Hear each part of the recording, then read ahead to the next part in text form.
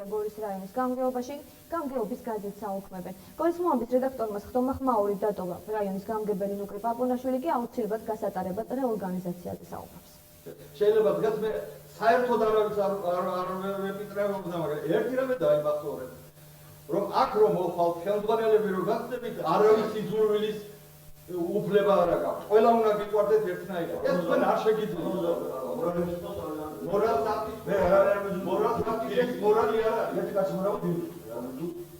გორის რაიონის გამგეობის ხტომაზე დღეს ხმაური იყო. გორის რაიონის გამგებლის ნუკრი პაპუნაშვილისა და რაიონის გამგეობის გაზეთ გორის მოამბის რედაქტორის დაპირისპირება მაშინ დაიწყო, როდესაც ხტომაზე გაზეთ მოამბის გაუქმების საკითხი დაისვა.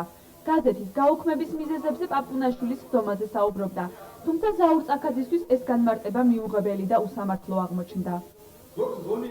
საოცრად იმიტომ ებღაუჩება ამ გაზეთს რომ დიდი ხელფასი აქვს, დიდი შემოსავალი აქვს და აქედან წასვლა არ შეუძლია.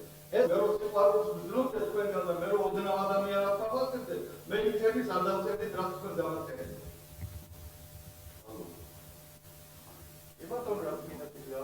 გაზეთის რედაქტორი ამ საკითხთან დაკავშირებით კომენტარს არ აკეთებს.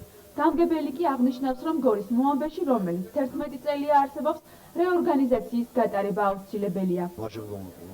დიდება გასული დღევანდელ ანონიმურობასთან შეუსაბამობაშია, ეს ჯერ კიდევ იყო განხილვის სტადიაში 6 თვის უკან, რომელიც ჩემი თხოვნით დაბრუნდა უკან შესწავლილიყო კონდიციამდე დაყვანილიყო საკითხი და დღეს მოხდა. შეიქმნება შეზღუდული საზოგადოება მის ძირითად საშუალებებზე, მის ქონებაზე, ეს არის აგრძელდება ფუნქციონირება უბრალოდ კანონის ჩარჩოებში. რასაღით გააგრძელებს გაზეთი გორის მოამბე არსებობას, ეს გაურკვეველია. ხელისუფლების წარმომადგენლები აღნიშნავენ, რომ მის ბაზარზე ახალი გაზეთი შეიქმნება. თუმცა ვინ იქნება ახალი გაზეთის რედაქტორი და რა ცვლილებები შევა ახალი გაზეთის ფორმატში, ეს ჯერ გადაწყვეტილი არ არის.